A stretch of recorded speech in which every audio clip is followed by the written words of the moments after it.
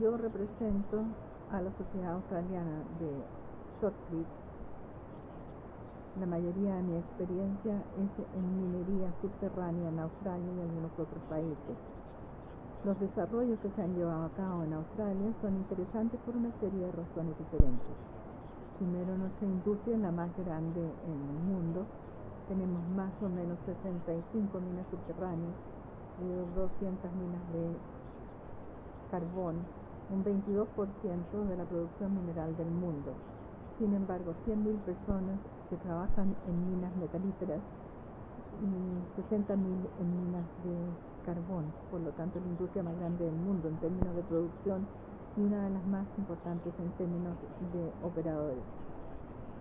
Es innovador, no tenemos reglamentos que sean impuestos a la industria aparte de las básicas, que nadie se mate o se termine lesionado y que se debe hacer una utilidad. En cuanto a la macro manejo, las compañías se dejan para que se desarrollen según ellas establezcan. La innovación es muy importante y las compañías mineras continuamente están mejorando las condiciones bajo las cuales las operaciones se llevan a cabo, y esto ha resultado en buenos avances en la tecnología y los procedimientos, y esto es de lo que yo voy a hablar hoy día. Básicamente, la introducción de este hormigón proyectado en la industria subterránea minera ha sido el desarrollo más importante en la historia de la minería en cuanto a seguridad. Ningún otro desarrollo ha llevado a una mejora de esta naturaleza en la seguridad de los trabajadores, como la introducción de este shotcrete con fibra. La mayor parte del ímpetu ha sido económico en este caso, una mejor forma de estabilizar el terreno que el uso de las mallas o cualquier otro método de apoyo a la superficie. Otras consideraciones, especialmente la seguridad, es muy importante en términos de la reputación de una compañía y los costos a la compañía. En Australia, por ejemplo, el costo de la compensación a las familias, para los trabajadores, es muy alto, y hay un cierre en la producción compulsivo cada vez que una persona es lesionada o ha muerto, lo cual lleva a costos muy altos para las compañías mineras. Esto ha creado el ímpetu para la compañía para que ésta busque reducir el número de lesiones y muertes en minería, y la reducción ha sido espectacular, como ustedes verán pronto. Por un número de razones que revisaré en la próxima hora, las fibras macrosintéticas ofrecen la mejor forma de reforzar el shotcrete para operaciones subterráneas, en comparación con el uso de fibras de acero o malla de acero, y ustedes verán por qué. El Buró de Minas de Australia Occidental ha estado monitoreando muertes y lesiones en excavaciones subterráneas durante los últimos 70 años y han recopilado una gran cantidad de datos sobre cada accidente que ha ocurrido. El resultado de esto es que la influencia de las prácticas y de las operaciones en las tasas de muerte y de lesión son muy bien entendidas en la minería subterránea, y vemos en este gráfico de acá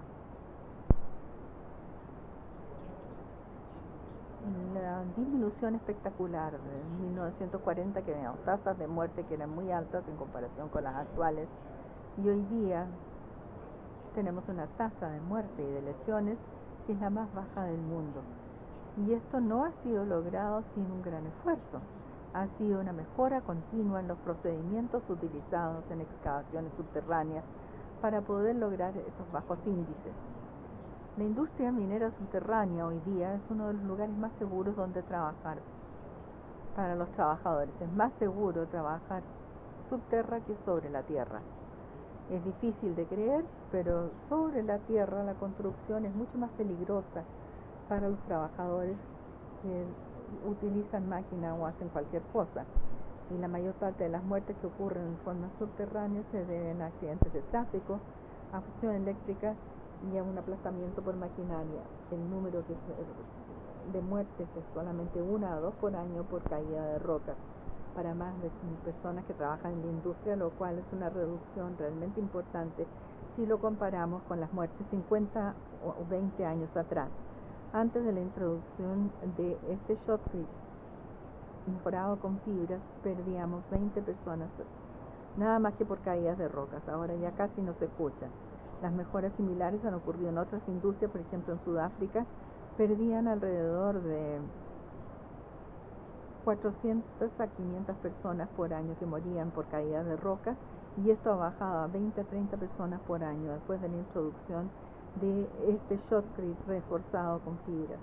Ninguna otra mejora en los procedimientos de operación ha llevado a una mejora tan espectacular en la seguridad. Si miramos especialmente las muertes por caída de roca, vemos que al final de los 80 hay un alto nivel de muerte y lesiones de este pic que aparece aquí, y esto solamente por caída de rocas. Perdíamos alrededor de números considerables de muertes y lesiones simplemente a rocas que caían sobre la gente, y esto llevó al establecimiento de una junta revisoria que se llama Mossad, que examina todas las razones de estas muertes y estas lesiones, y estas surgieron una publicación que dictó que se debía utilizar shotcrete reforzado con fibras para todas las excavaciones que duran más de 3,5 metros. Cualquier cosa bajo eso se puede utilizar malla o rock bolt, pero si es más de 3,5 metros de alto, hay que utilizar shotcrete para cubrir la superficie y proteger a los trabajadores de las pequeñas rocas. La mayoría de las excavaciones en estas minas en Australia son 6 por 6 metros en corte transversal o 8 por 8.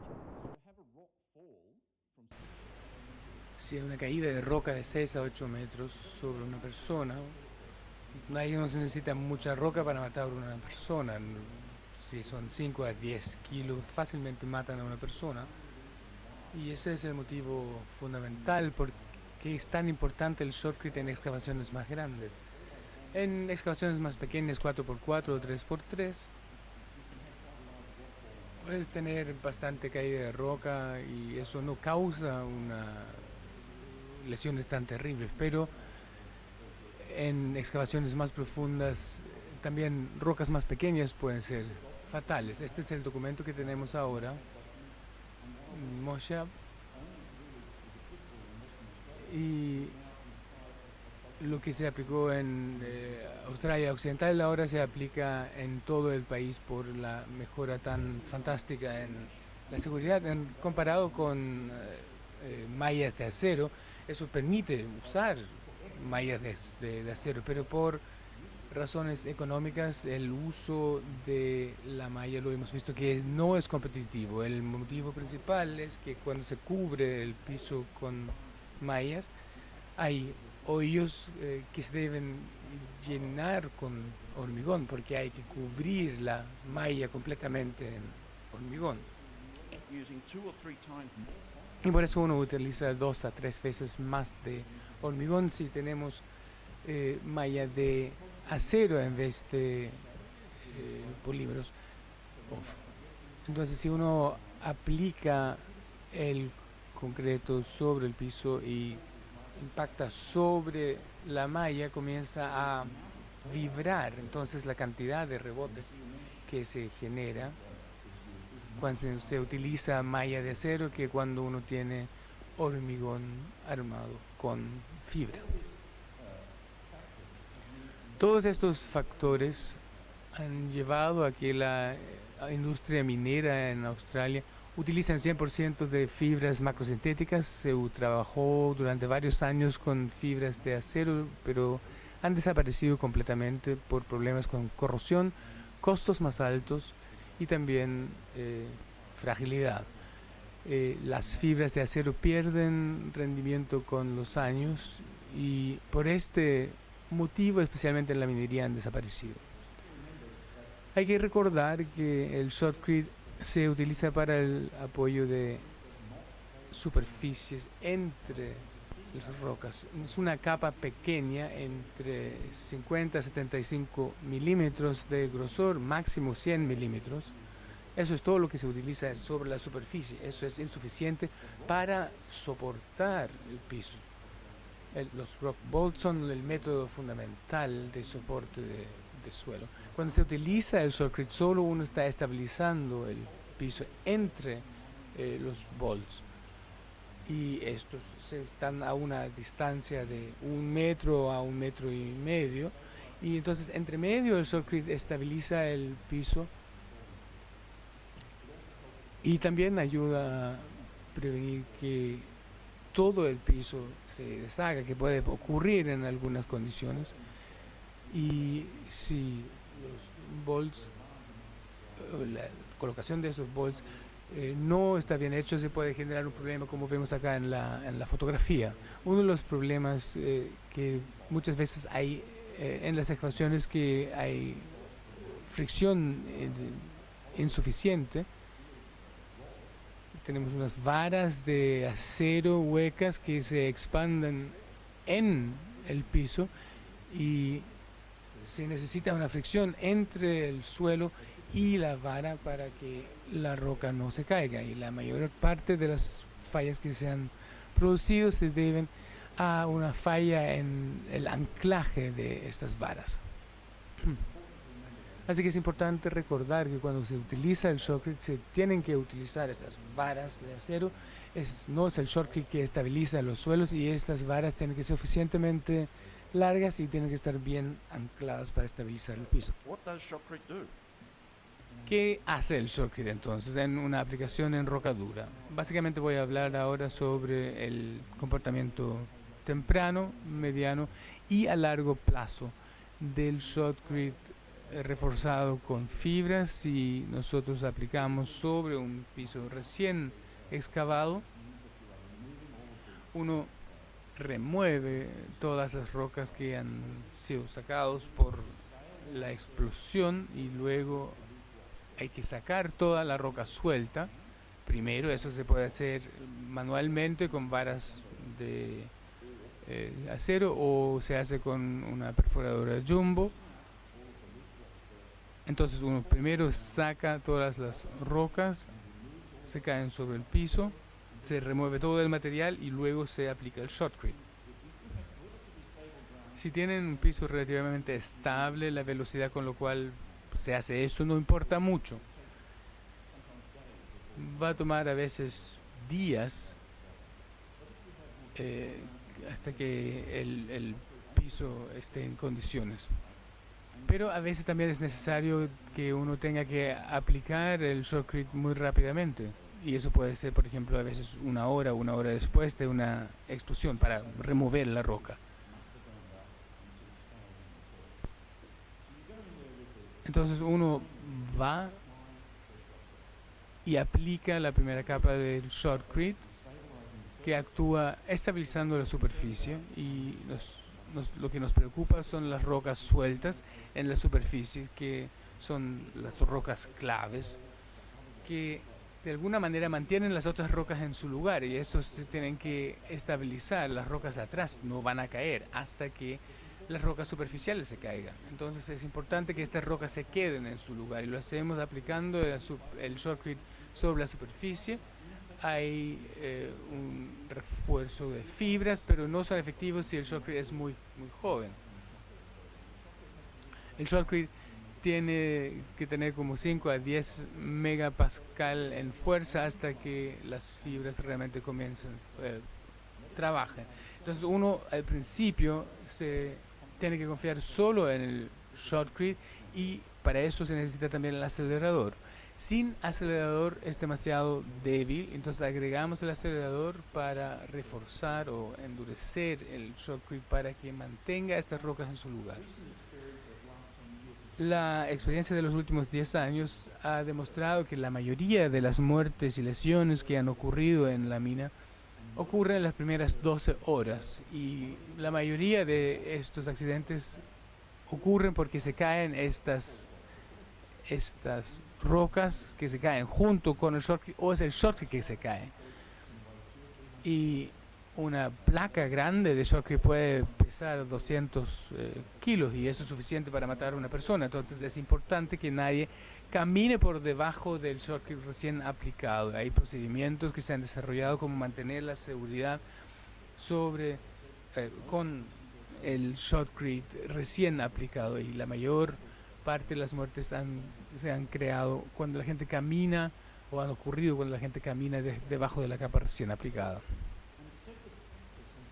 Una práctica aceptada ha sido desarrollado para el shotcrete en ciclos. Entonces ahí se aplica el shotcrete avanzando 2-3 metros con técnicas de tronaduras. Se saca la roca, se comienza a aplicar el shotcrete y nosotros seguimos este procedimiento. Primero tenemos que hacer un escalamiento de la superficie. Hay que remover las rocas con una barra o con un jumbo. Se aplica el jumbo con pequeñas perforaciones, se sacan todas las rocas y se sacan los peligros más obvios. Después hay que humedecer el piso, hay que humedecer la superficie, porque si es seco va a sacar agua del concreto. Entonces hay que humedecer la superficie. Si es un suelo muy absorbente, hay que aplicar mucha agua para que la superficie del suelo esté húmeda. Dejen que se drene para que no haya agua en la superficie y luego aplique el shotcrete. Primero hay que llenar todas estas cavidades pequeñas que hay y después se aplica el shotcrete de manera uniforme sobre la superficie con el grosor que es requerida, y ese grosor está en general entre 50 a 75 milímetros, y en algunas superficies más complicadas puede ser hasta 100 milímetros. Cuando haya terminado la aplicación, nadie está autorizado a caminar por debajo de este shotcrete aplicado fresco. Hay que esperar un tiempo hasta que el hormigón tiene suficiente fuerza para que pueda realmente estabilizar la superficie y que son capaces de resistir la perforación para las varas. El shotcrete simplemente estabiliza el suelo entre estas varas. Si uno perfora demasiado temprano, el agua que se utiliza para enfriar el jumbo va a lavar o enjuagar, sacar el concreto. Entonces tiene que fraguar lo suficiente para que resista el agua. Al final de cada vara hay una placa que mantiene el hormigón en el lugar. Hay que colocar la placa por arriba del concreto. No tiene ningún sentido que la placa se ponga por debajo del hormigón, porque ahí se va a caer simplemente cuando una gran roca se pone inestable. Hay que colocar la placa por encima del hormigón y después hay que tensar la vara. Si el hormigón es demasiado fresco, la placa lo va a remover. Entonces es importante esperar lo suficiente hasta que se haya endurecido lo suficiente el hormigón. Al colocar las varas, nadie puede estar debajo del hormigón. El motivo es que la perforación es una de las condiciones más agresivas que el suelo experimenta, y la perforación va a mover las rocas sueltas. Entonces no hay nadie que pueda caminar ahí al instalar nuevas perforaciones. La máquina tiene que devolverse, salir por debajo del hormigón y colocar nuevas perforaciones si se colocan manualmente o hay una máquina automática. Esa es la parte crítica e importante, porque la mayoría de los accidentes que últimamente han ocurrido es porque la gente camina para instalar más perforaciones en el carrusel, y esa es la parte peligrosa. La regulación ahora no es una regulación gubernamental, es una regulación autoimpuesta de las mineras. Es que nadie puede estar por debajo del hormigón antes de que el concreto haya alcanzado 1 megapascal de fuerza. Ahí uno se puede mover. Lamentablemente eso dura bastante hasta que el hormigón alcance el 1 megapascal. En un entorno frío, menos de 22 grados, pueden ser 6 a 8 horas hasta llegar a 1 megapascal, y eso es muy poco económico. Entonces hay mucha presión para ver cuánto más temprano podemos comenzar a trabajar. Ahora se acepta que 0,6 megapascal es el momento donde uno puede comenzar a utilizar máquinas debajo del shotcrete. Pero obviamente una gran roca que cae sobre la máquina cuesta cientos de miles de dólares porque los costos son muy altos. Entonces los trabajadores no van ahí, utilizan los jumbos hasta que llegue por lo menos a 0,6 megapascal. Y la experiencia ha demostrado que este uso de las máquinas es segura, y después se espera un poco más hasta que las personas pueden ir.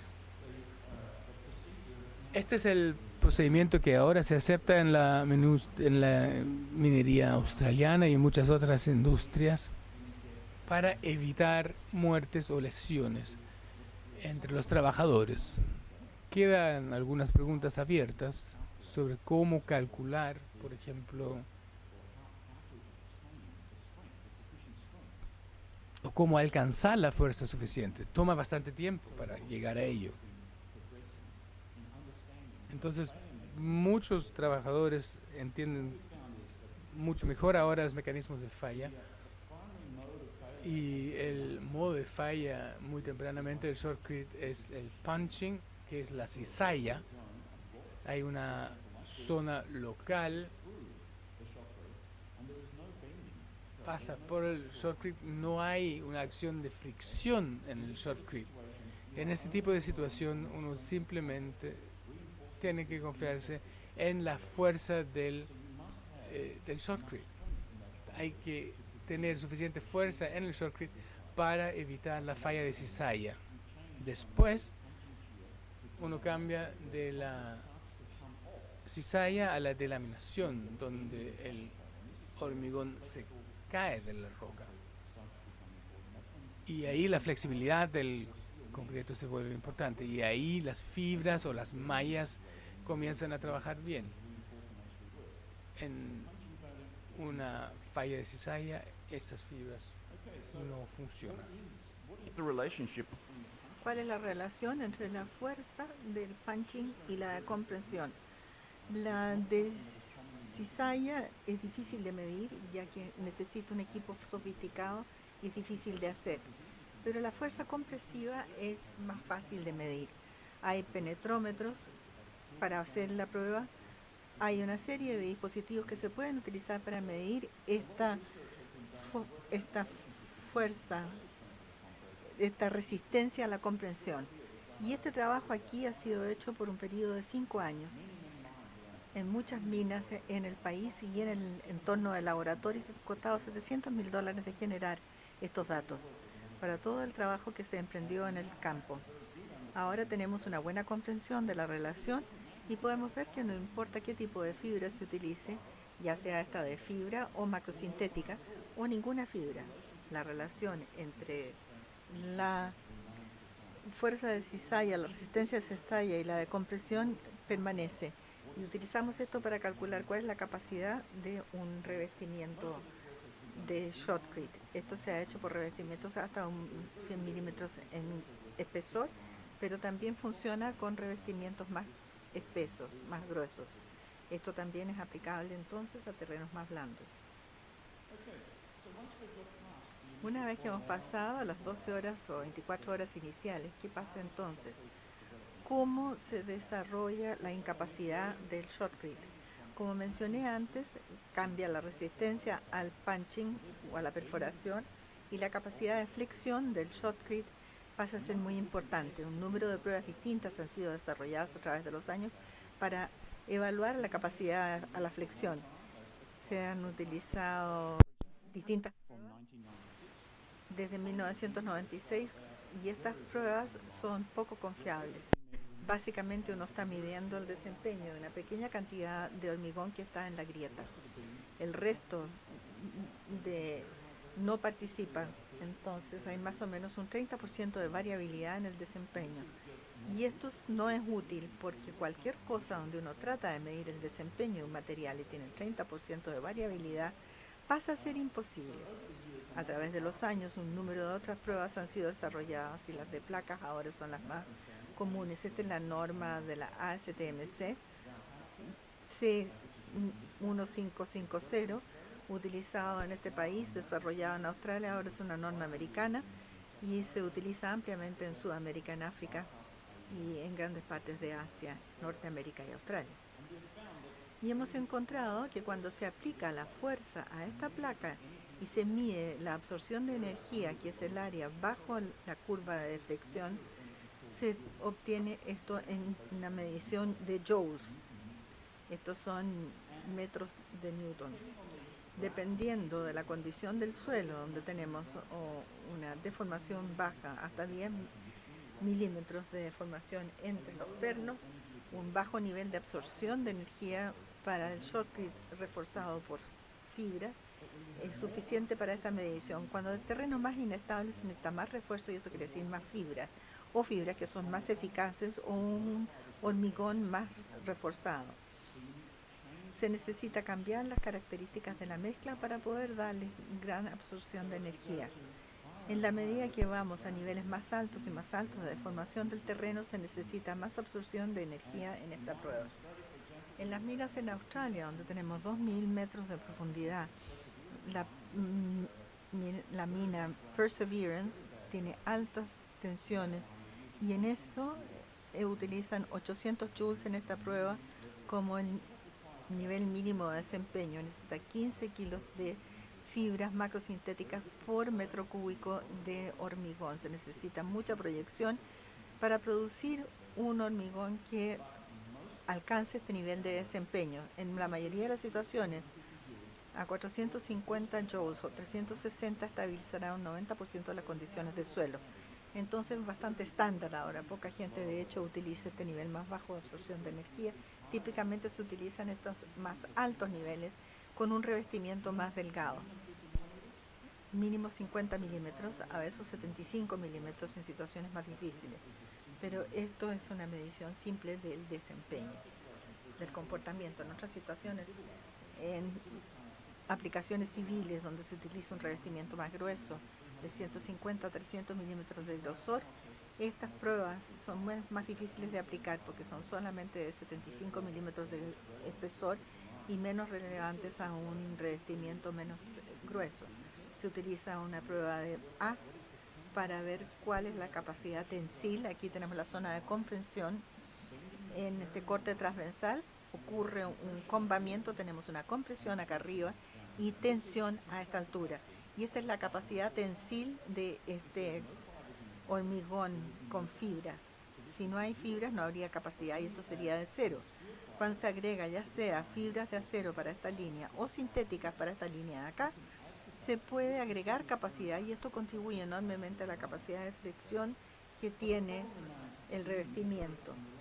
Las haces no son confiables. Uno de los últimos desarrollos es utilizar paneles muy grandes como estos son 150 milímetros de grosor bajo una norma ASTM y ya se están utilizando en túneles en Australia, donde ahora utilizamos esto y estamos obteniendo una variación de coeficiente de solamente un 10% en el desempeño, y esto ha resultado en un ahorro considerable para los contratistas en la cantidad de refuerzo que se necesita comparado con un 25 a 30% de variabilidad con los beams.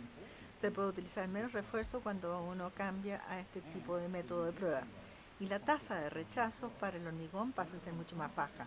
Desde el punto de vista de un contratista, el hormigón rechazado es uno de los problemas más caros en la construcción. Si tenemos una mezcla que no desempeña, que no se comporta, entonces el hormigón tiene que ser sacado de un túnel, reemplazado, o hay que colocar una capa extraordinaria de hormigón proyectado para lograr el desempeño.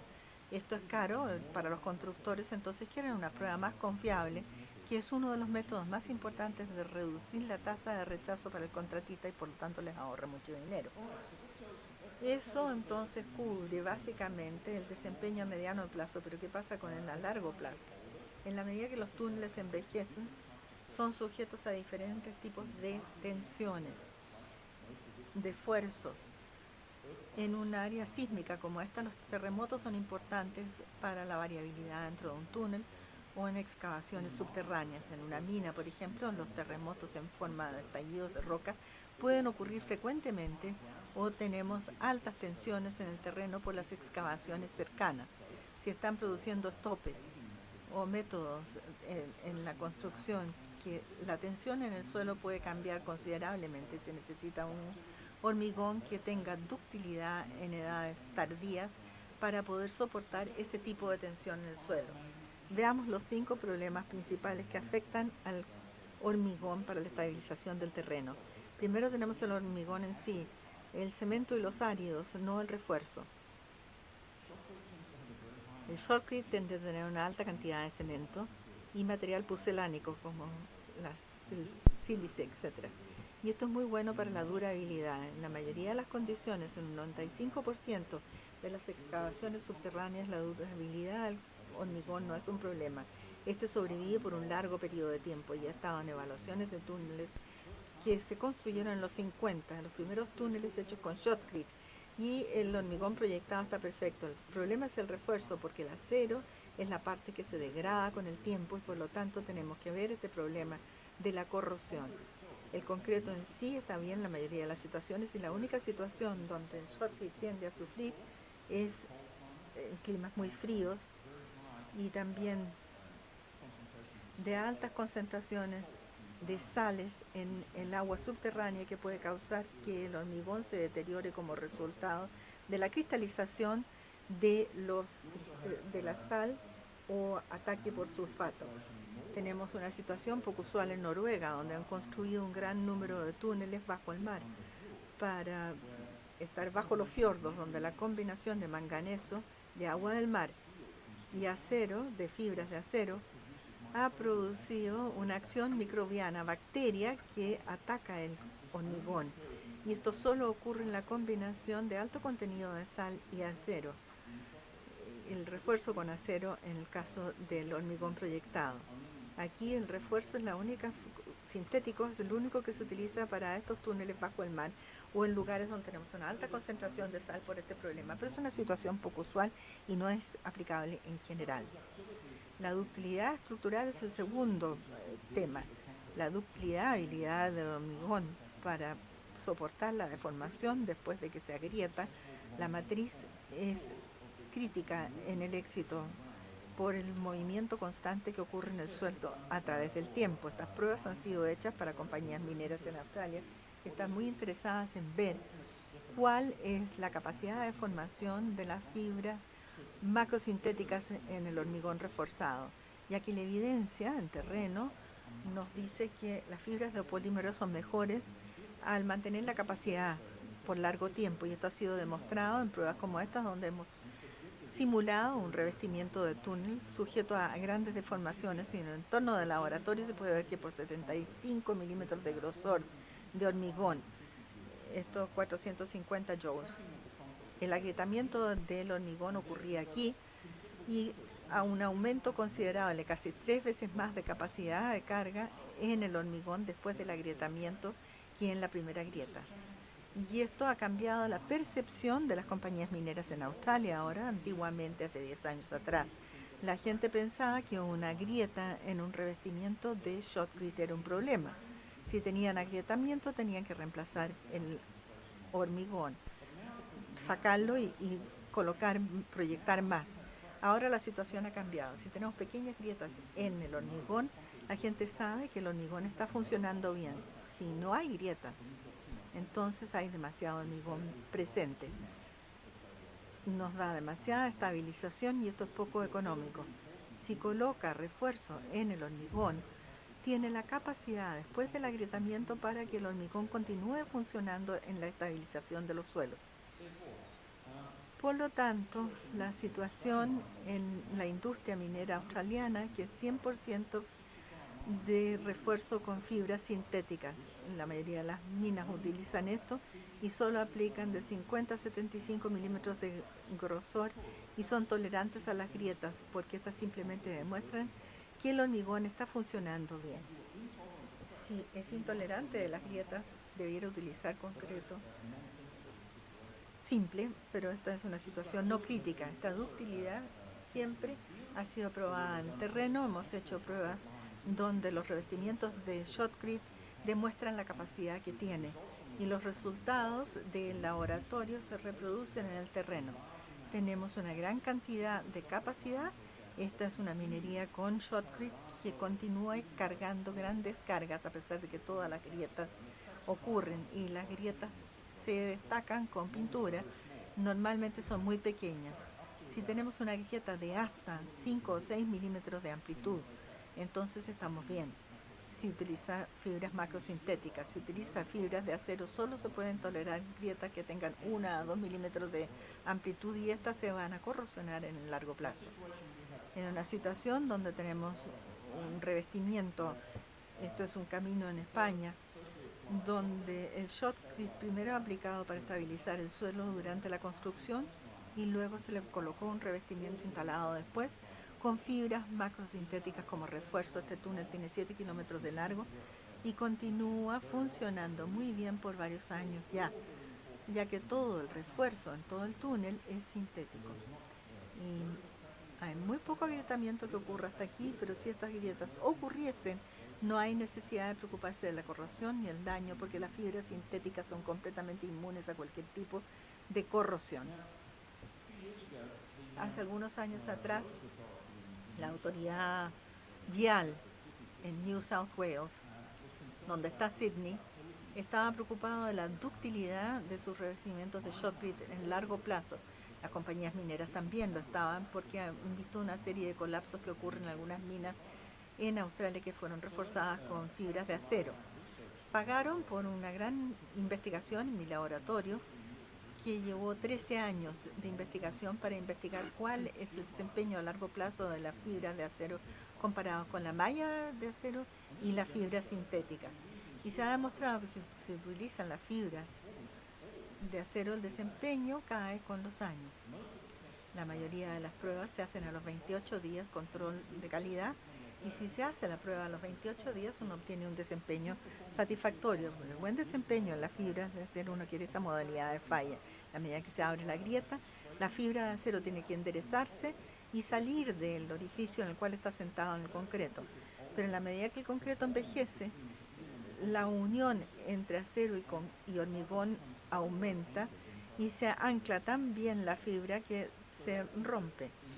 Esto quiere decir que en esta situación podemos tolerar grietas de 5 a 6 milímetros de amplitud, pero en esta situación solamente 1 a 2 milímetros. Después de eso se rompe completamente la fibra y no tenemos ningún refuerzo en el corte transversal. Cuando miramos qué significa esto en desempeño, vemos el número de días, 28 a 26 días aquí.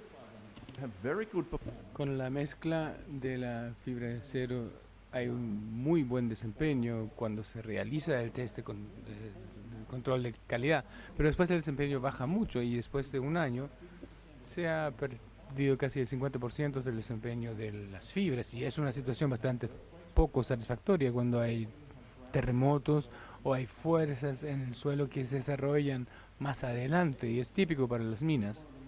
Y esta evidencia acá es uno de los motivos fundamentales por qué han desaparecido de la minería. Ahora todos utilizan fibras macrosintéticas porque la fibra macrosintética no cambia su modo de falla de un año a otro. Muestra el mismo desempeño que se mantiene con el tiempo y eso lo vemos en una situación minera en un hormigón reforzado con fibras de acero. El rendimiento al principio es muy bueno, mucha ductilidad cuando se necesita, pero mientras envejece se pierde el desempeño y hay una caída muy fuerte en la capacidad porque las fibras comienzan a romperse en vez de salir. Y esto con el test de viga, que es con una fuerza residual de 3 milímetros, que es típico. Si tenemos el rendimiento de 60-90 días, el rendimiento es muy bueno. Tenemos casi 5 megapascual de fuerza residual, pero al llegar al año esto baja dramáticamente, porque el modo de falla cambia de un modo donde se sale la fibra al punto donde se rompe, y eso es devastador en relación a la estabilidad, porque uno no se puede confiar en el refuerzo, en el armado eh, después de un tiempo. Y para lugares donde hay terremotos, esta baja en desempeño es dramática. Y por eso las fibras macrosintéticas se entienden como el armado eh, más relevante. Y aquí tenemos el rendimiento a largo plazo. Aquí da lo mismo si es shotcrete o si es hormigón convencional. Tenemos una ductilidad buena a 28 días, pero después de un año se pierde este desempeño porque uno cambia del modo de falla que había mencionado hacia el de ruptura, y aquí tenemos solo el 50% de capacidad que se tenía a 28 días, y eso no son buenas noticias. Otro problema es la corrosión. Todo el mundo sabe que se oxida el acero. La pregunta es cuán rápidamente. Si no hay grietas en el hormigón, el armado está bien protegido, especialmente las fibras, porque les toma mucho tiempo a los cloruros y al dióxido de carbono, especialmente en el caso del shotcrete, que tiene tanto cemento. Pero cuando hay una grieta en el revestimiento, hay una situación donde todos los agentes agresivos rápidamente entran en contacto con el armado. Y si uno piensa que las fibras tienen solo medio milímetro de diámetro, la pérdida de rendimiento es muy rápida. Son investigaciones que se hicieron en Escandinavia, en Estocolmo, una situación frecuente con grietas en el revestimiento, agua que pasa, el agua subterránea tiene una cantidad de oxígeno, de sulfatos, etcétera, y así genera ataques muy agresivos sobre el armado. Aquí tenemos prácticamente la pérdida completa de la fibra debido a esa tasa de corrosión. Esa fibra estaba dentro del cemento y esa otra parte en la grieta, y eso ocurre en pocas semanas. Y muchos de los túneles se diseñan para que vivan 100 años. Entonces, si hay una grieta, la fibra desaparece en semanas, no en 100 años. Entonces, hay una pérdida total del armado a través de las grietas. Y así la integridad del túnel está comprometida. Entonces, el túnel no realmente puede seguir existiendo si ocurre esto. Y las fibras sintéticas no tienen este problema. Y esto es otro motivo porque yo creo que las fibras sintéticas son la opción más segura para el reforzado de túneles. Y ahora tenemos la afluencia o el creep, la deformación a largo plazo bajo una fuerza constante. Aquí están las fibras de acero que sufren muy pocas tasas de afluencia o de creep. Las fibras sintéticas tienen más creep, pero la tasa de creep depende del tipo de polímero que se usa y del procesamiento de estos polímeros. Las fibras de bajo desempeño sufren mucho creep, pero los polímeros con un 50% de capacidad, las fibras de polímeros de buena calidad, así la deflexión de un túnel que se encuentra bajo un estrés, una tensión permanente, va a ser mayor con una fibra de polímero, pero eso afecta solo la deformación, pero no la seguridad, porque mientras las fibras sigan trabajando por encima de la grieta, se mantiene la capacidad. Si hay una ruptura de afluencia, ocurre cuando hay una carga sostenida durante mucho tiempo, un día va a colapsar. Eso ocurre con todos los materiales. Por eso tenemos factores de seguridad en el diseño de estructuras, y eso es uno de los motivos, porque si hay una fuerza permanente o una tensión permanente, en algún momento el hormigón va a fallar con el 75-80% de su capacidad estática. Uno no coloca 100% de la carga sobre la estructura y uno no espera que va a mantenerse portando esta carga por siempre. En el caso de las fibras sintéticas puede ser solo 60% de la capacidad a corto plazo sobre la estructura. En el caso de las fibras de acero es 75%, igual como el hormigón. En el caso de las fibras de acero tenemos una resistencia levemente mayor a la ruptura de afluencia, pero las fibras sintéticas cuestan la mitad que las de acero. Entonces se puede colocar más refuerzo y alcanzar una mayor capacidad estática. Entonces se puede superar este problema con más refuerzo del concreto si hay una fuerza que obra a largo plazo sobre la estructura. Resumen, el shotcrete reforzado con fibras ha revolucionado la seguridad en la excavación subterránea. Ninguna otra medida ha mejorado la seguridad de la misma manera. Si se utilizan procedimientos de operación seguros, uno puede reducir mucho las muertes y las lesiones, prácticamente a cero entre los trabajadores subterráneos. En un proyecto típico donde trabajan 100 personas bajo tierra, hay una bastante alta probabilidad que no haya lesión o muerte cuando se utilicen estos procedimientos. Finalmente, las fibras macrosintéticas, debido a la mayor resistencia a la corrosión, la mayor ductilidad, y dado que ellos mantienen su capacidad a largo plazo, son lo mejor para la seguridad en el desempeño a largo plazo. Muchas gracias por su atención.